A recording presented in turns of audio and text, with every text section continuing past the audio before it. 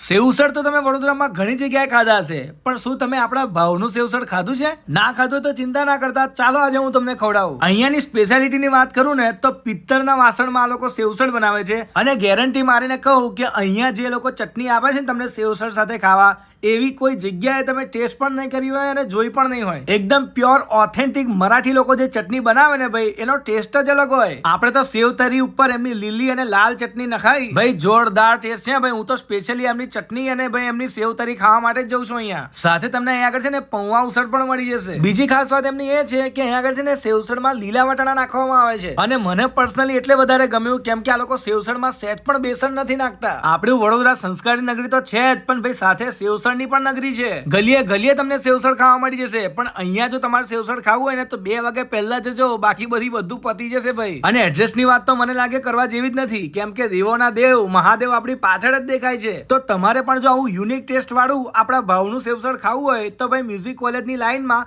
સુસાગરની બિલકુલ સામે અને બપોરે 2 વાગે પહેલા પહોંચી જજો, અને તો સેવસળ પતી જશે. રાહ જોતા જ નહીં.